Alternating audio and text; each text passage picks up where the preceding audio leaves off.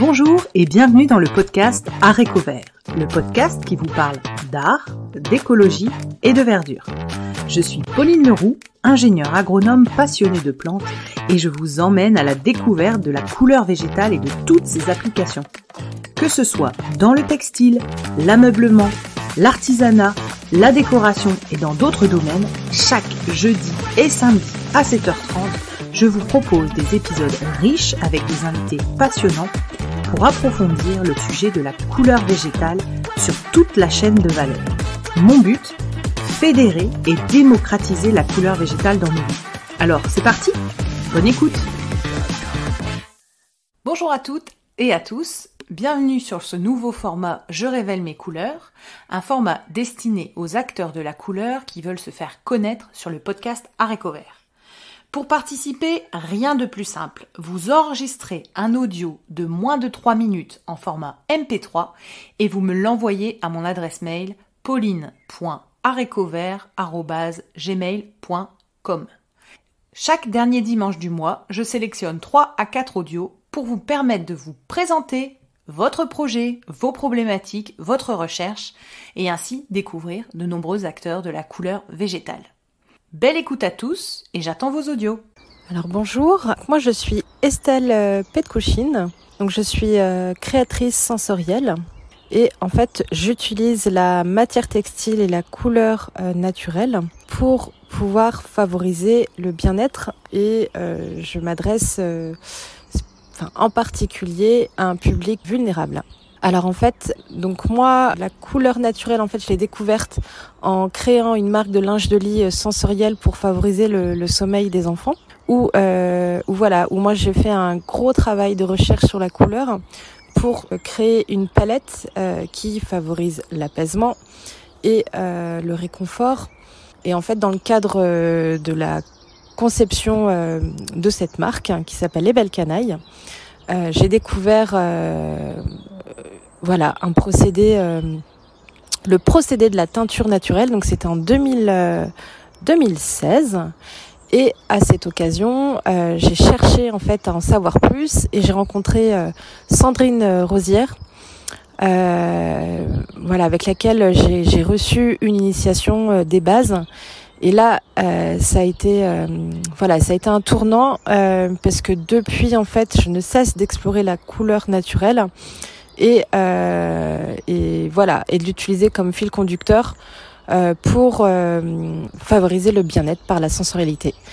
Ça fait quelques années en fait que je suis plongée dans cette pratique qui m'a pas mal qui est très technique et qui demande à la fois des connaissances botaniques. Ça demande de connaître les plantes, de savoir, de comprendre la synergie, d'où viennent les colorants, comment les extraire, comment les appliquer aussi au textile. Et ça m'a amené en fait à aller au contact de différents acteurs. Michel Garcia pour le côté chimie. Chimie verte. J'ai été aussi en contact avec une ennoblisseuse textile, Clémence Régnier, pour apprendre le geste en fait et teindre de façon artisanale. J'ai été aussi en contact avec d'autres teinturiers pour monter en expertise et voilà. Alors bonjour Pauline et merci pour cette belle proposition. Je me présente, moi c'est Julie André, je suis la créatrice de la marque, de la ligne de création textile Infuse. Un petit projet que j'ai commencé au Québec il y a 12 ans et qui a eu une petite pause quand je suis revenue en France il y a 5 ans. Donc là je reprends de plus belle. Et je suis vraiment super contente et stimulée par tout ce que je découvre et que je fais en ce moment. Donc je suis vraiment dans une période très créative et qui me plaît. Bon, malgré le fait que j'ai juste 2 jours à y consacrer par semaine en ce moment parce qu'on a les enfants à la maison. Donc on travaille chacun 2 jours pour pouvoir faire nos activités respectives. Mon conjoint est charpentier menuisier à son compte. Et Et du coup, donc au Québec, j'ai eu la chance de démarrer mon activité avec des subventions qui m'ont permis de vraiment me lancer, de pouvoir vivre de mon activité super vite. Donc ça, c'était vraiment un super coup de pouce. Et surtout l'esprit entrepreneurial québécois qui était intéressant, qui poussait vraiment à vraiment entreprendre après l'école, ce qui n'était pas vraiment le cas en France. J'ai fait des écoles de création textile comme l'ANAT, maintenant qui s'appelle l'ENSI Textile à Paris, qui sont des super écoles, et aussi un BTS création textile à Lyon. Mais je suis pas sortie avec la confiance en moi pour créer mon entreprise. Alors c'est vraiment le Québec, j'ai fait un stage là-bas et qui m'a vraiment montré que on pouvait entreprendre juste après l'école et puis que c'était ok, et puis surtout c'était aidé quoi. Donc ça m'a vraiment permis de m'épanouir au niveau de ma créativité puis de vivre de mon activité super vite. Donc je proposais beaucoup de foulards. Au tout début c'était vraiment des foulards. Donc je mixais teinture végétale et beaucoup de shibori aussi. Donc j'ai appris beaucoup par moi-même parce que c'était encore un peu le début quand même. Le début de la mode teinture végétale qui revenait quand même il y a 10-12 ans. Et j'étais quasiment la seule à en faire au Québec. Donc ça m'a vraiment permis d'être très, très visible là-bas. Et là, je me rends compte qu'il y a vraiment plein d'artisans. Donc c'est super stimulant de me dire qu'on est beaucoup. Donc de se sentir relié comme ça et de sentir qu'on est nombreux. C'est vraiment quelque chose qui me stimule beaucoup au quotidien en ce moment. Quoi te dire de rapide ? Voilà, je propose aussi des ateliers. Enfin, maintenant, je propose beaucoup d'autres produits. Donc, j'ai le foulard, après des coussins, des pochettes. Et j'ai donné assez rapidement beaucoup d'ateliers. Donc, je vais arrêter parce que là, tu avais dit 3 minutes. Donc, j'arrête maintenant. Au plaisir de te parler. Bye. Bonjour, je suis Julie. Je suis une artiste inspirée par la nature. Je vis dans la forêt du Morvan en Bourgogne. Et c'est vraiment dans ce lieu que j'ai eu vraiment l'élan et que la vie m'a amenée à aller dans l'art et dans l'art en lien avec la nature et avec tout ce qu'elle peut nous offrir en fait. Donc mes toiles retranscrivent vraiment l'essence du vivant à travers différents matériaux, différents qu'on trouve dans la nature. J'ai commencé au départ avec uniquement des végétaux à travers les procédés de la teinture végétale et du tatakizome. Donc, le tatakizome est une technique d'impression végétale où on va utiliser un marteau pour mettre, on va dire, le jus de la plante sur le tissu. J'aime beaucoup cette méthode parce que elle est assez intense. Donc ça permet vraiment de se concentrer. Et ce qui est pour moi un peu plus subtil, on va dire, c'est le lien qu'on peut établir avec le végétal. C'est-à-dire qu'une fois qu'on l'a imprimé, on le reconnaît vraiment.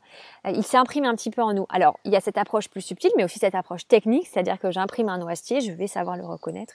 Et donc, du coup, j'ai cette connaissance du monde, de la nature, que je peux acquérir aussi avec cette technique. Voilà, parce que c'est vrai qu'aujourd'hui, je trouve que la nature, on la connaît pas assez, on peut en avoir peur sur certains côtés.